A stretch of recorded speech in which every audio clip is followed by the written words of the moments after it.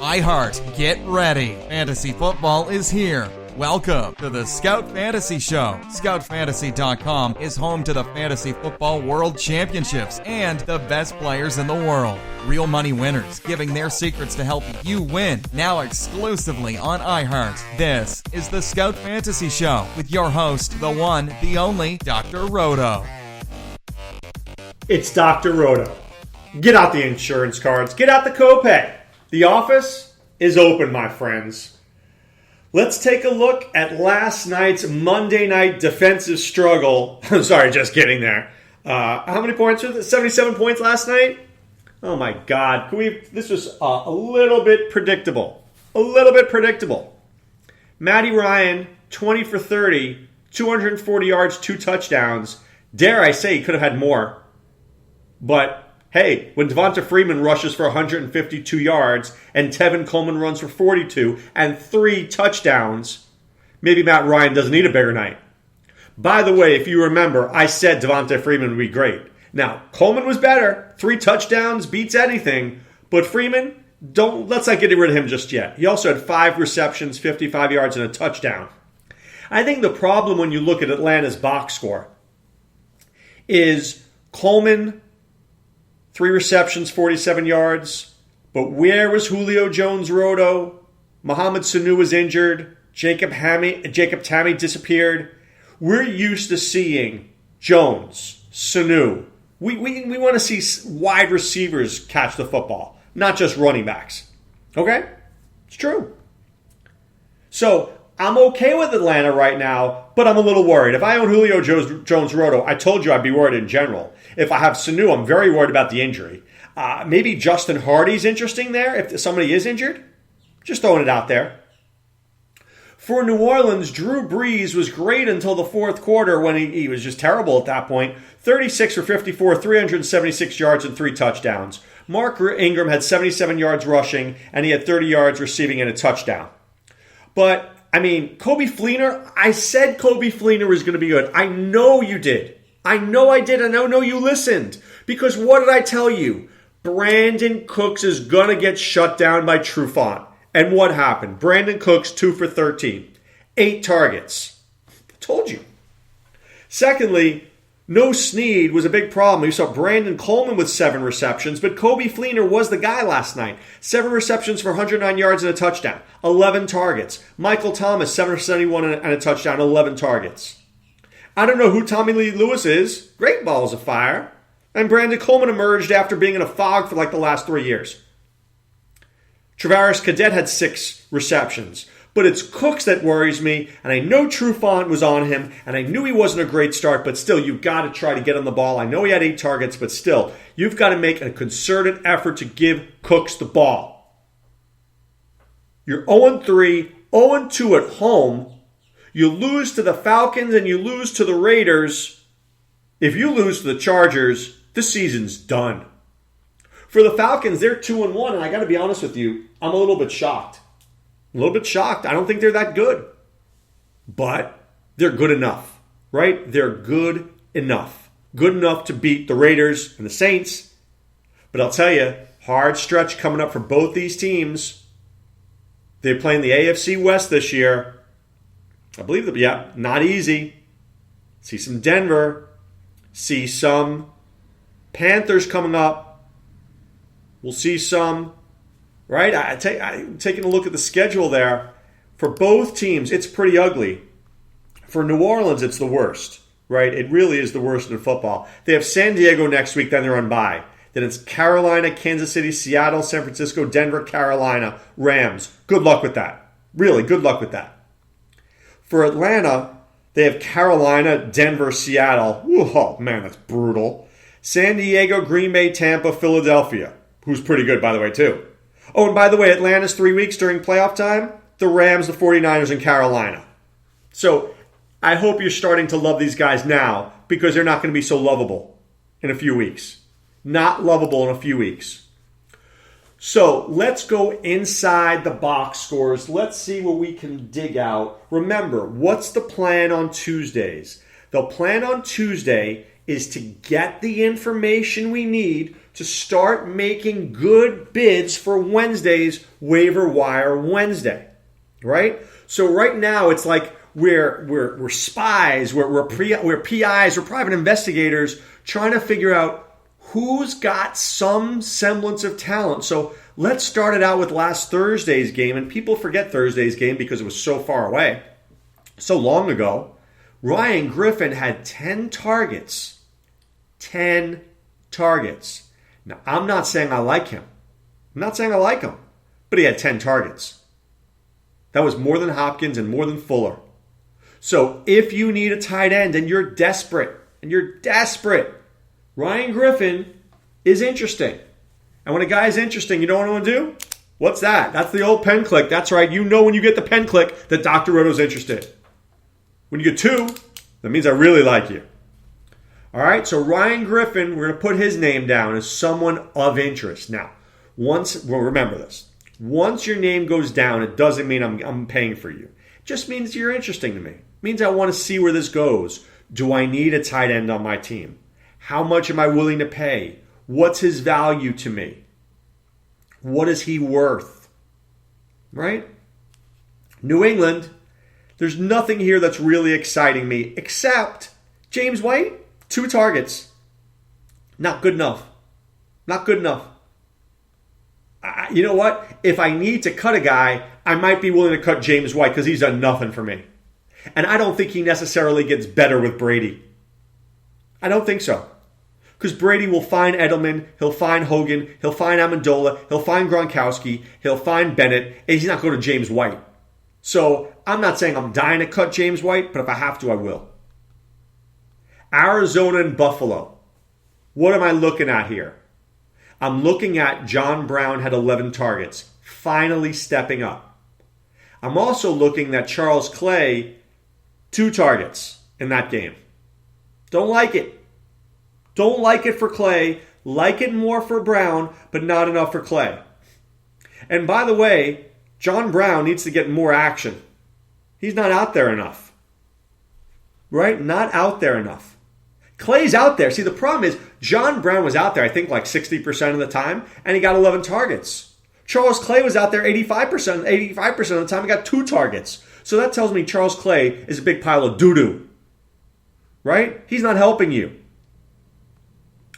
So I think John Brown, he's not available, not of interest. Robert Woods played pretty much the whole time. Right? 3 deep balls. You know, he's out there. I like Robert Woods. I don't love him, but I mean, he's a guy. He's a guy you might need. I think Woods will be better off this week if Sammy Watkins returns. Without Sammy Watkins, Woods is going to get shut down by New England big time. Baltimore at Jacksonville. What am I looking at here? Dennis Pitta only had 7 targets, but Steve Smith had 11 targets. Kamar Aiken, 1 target. I think I'm cutting Kamar Aiken. I really do. Wallace, Smith, Perriman, they've eclipsed Aiken. Aiken needs 2 injuries, not 1, 2 injuries to be useful. And I know a lot of people liked Aiken. When we were in the Fantasy Football World Championships in Vegas, a lot of people liked Aiken. I didn't have Aiken on 1 team. Not 1 team. No interest. None. Here's a guy who's interesting to me. Marqise Lee. Marqise Lee. Oh, what was that? Marqise Lee, 7 targets, some red zone targets, was out there for a decent amount. Right? So who are 2 names right now? We have Ryan Griffin. We have Robert Woods. Let's add Marqise Lee to that, and you can even hear me writing it. I'm not saying I love Lee, but I'm saying I'm keeping my eyes on him in case I might need him for a team. Cleveland, Miami, Terrell Pryor, 14 targets. That was huge. I mean, really, 14 targets. But, Rashard Higgins, 1 target. Forget about it. I'm looking that Kenny Stills had 8 targets. More than Devontae Parker. And Kenny Stills was on the field a ton. So keep an eye on that one. Right? Keep an eye on that one. Denver, Cincinnati. What am I seeing in Denver, Cincinnati? I'm seeing that there's really nobody outside of Sanders and Thomas. right? Those are the guys who did a lot there. Outside for Cincinnati, who are we talking about here? There's nobody really. Brandon LaFell was on the field 90% of the time, but he only had 3 targets. You know what that means? He's cuttable. But why was Tyler Boyd only on the field 36% of the time? It's not good enough. See, in a dynasty league, I really like Tyler Boyd, but in a redraft league, I don't think Tyler Boyd's helping me.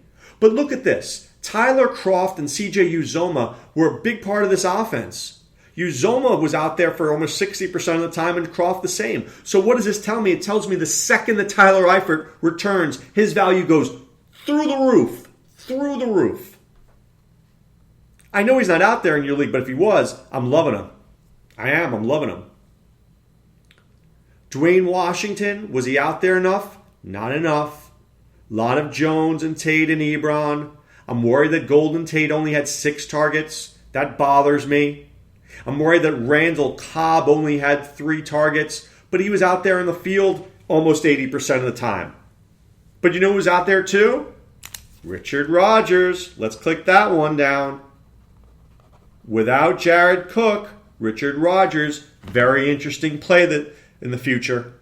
And I think Jared Cook is going to be out for a little bit. Here's a guy that nobody has. Nobody has this guy. I can't imagine he's more than like 2% in Yahoo. Lance Kendricks is on the field like 90% of the time. 90% of the time. And you know what? He had 4 targets.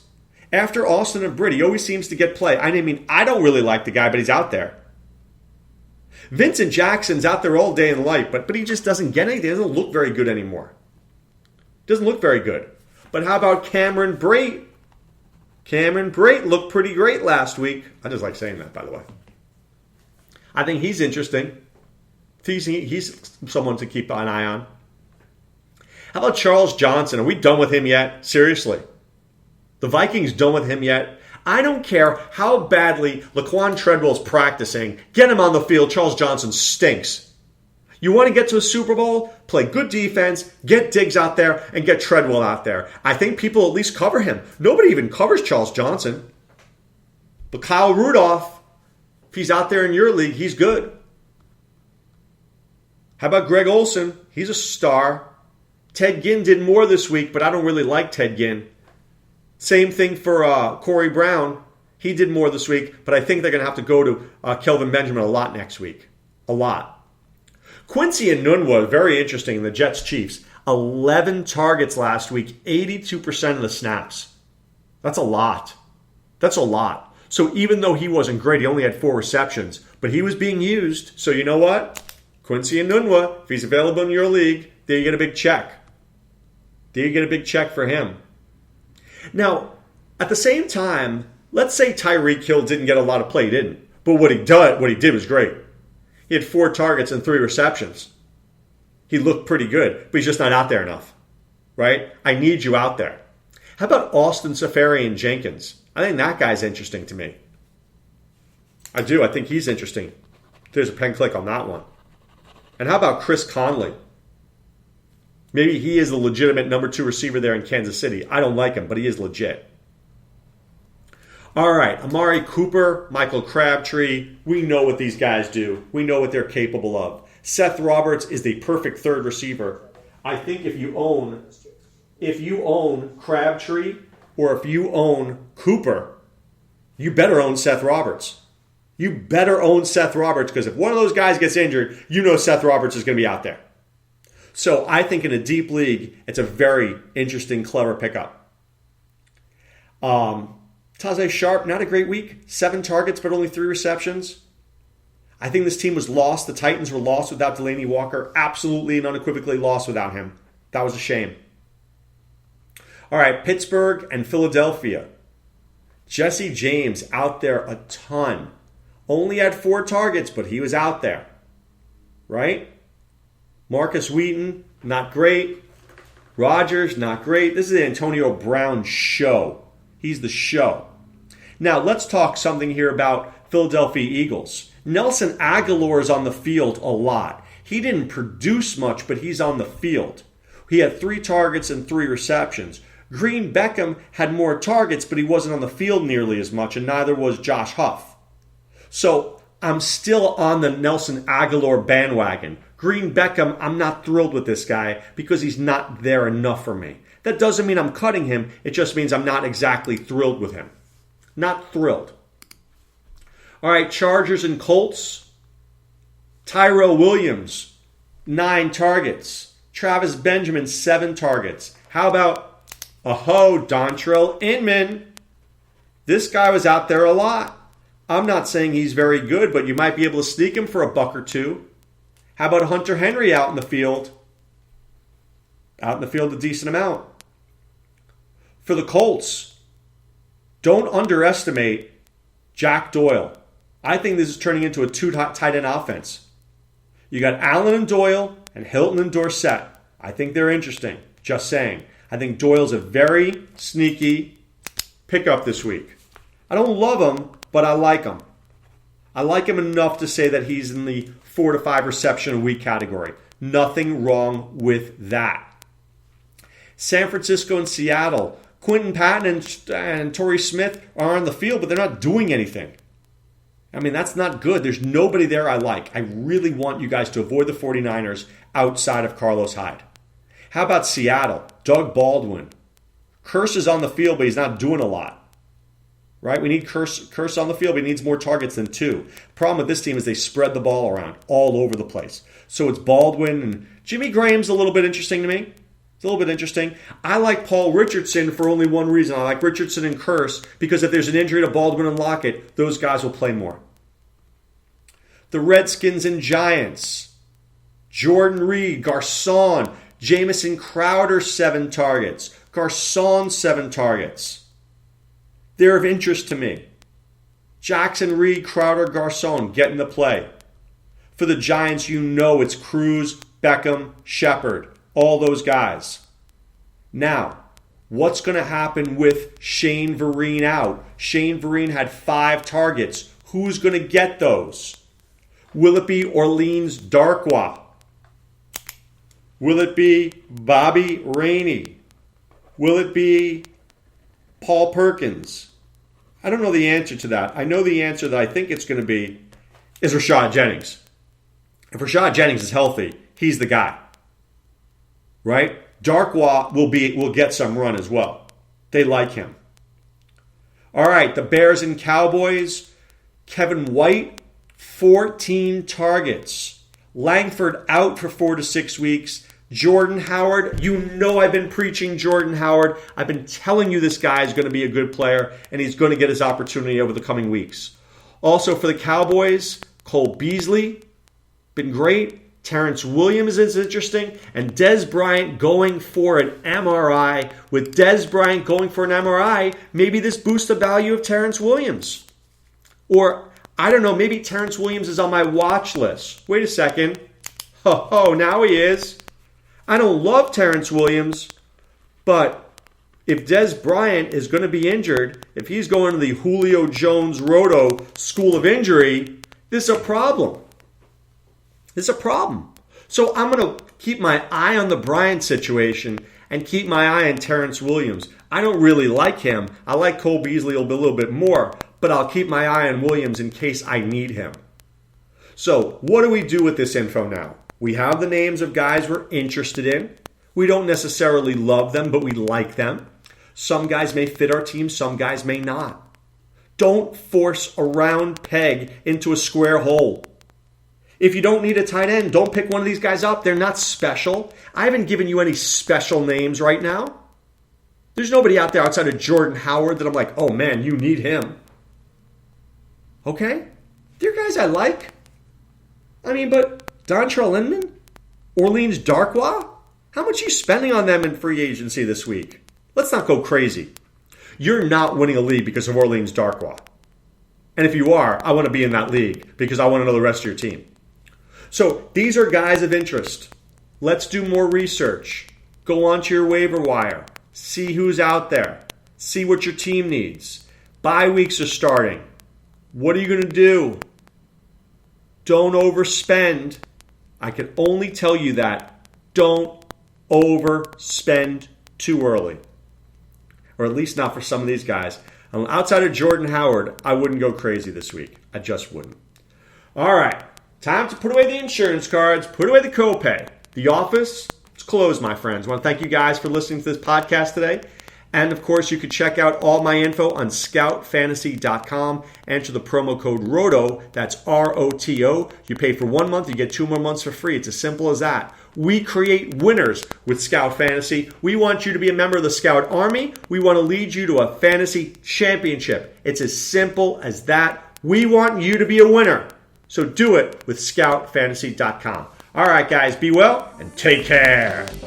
Thanks for listening to the Scout Fantasy Show. There's never been a better time to join the Scout Army. Visit scoutfantasy.com. Use the promo ROTO for 2 months free. And don't forget, fantasy players, please thumbs up the podcast on the iHeart app. See you next time. Go Scouts!